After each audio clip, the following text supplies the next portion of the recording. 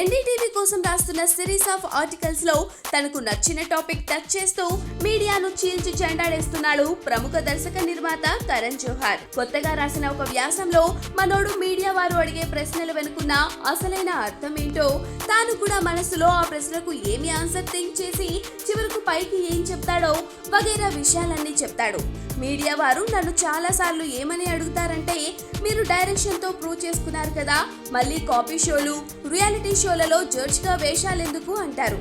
దానికి నేను ఏమంటానంటే, బహుశా ఫిల్మ్ మేకర్ను కదండి, మల్టీ టాస్కింగ్ అలవాటైపోయింది, అందుకే చేస్తున్నా అని చెబుతా.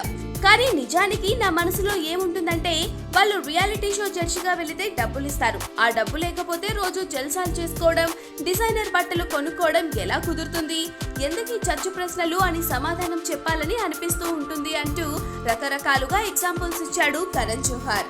అంతేకాకుండా చాలా మంది మనోడిని మీ సెక్షువాలిటీ గురించి చాలా కథలుగా వింటున్నాం, దాని గురించి ఏమన్నా చెబుతారా అని అడుగుతారట.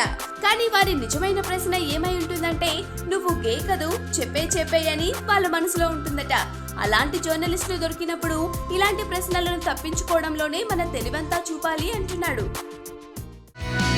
ప్రస్తుతం సౌత్ లో అనుష్క టాప్ హీరోయిన్. స్టార్ హీరోలని తలదన్నే రేంజ్ ఆమె సొంతం. అయితే అలాంటి అనుష్కపై వెనక ముందు చూడకుండా రాజమౌళి సీరియస్ అయ్యాడా అంటే అవుననే సమాధానం వినిపిస్తుంది.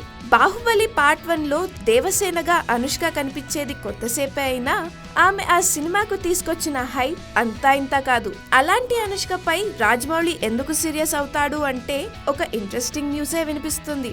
బాహుబలి తర్వాత దొరికిన గ్యాప్ లో ఫ్రీ అవ్వకుండా సైజ్ 0 అంటూ అక్కర్లేని ప్రయోగాలు చేసి చిక్కుల్లో పడిందట మన టాలీవుడ్ జేజమ్మ.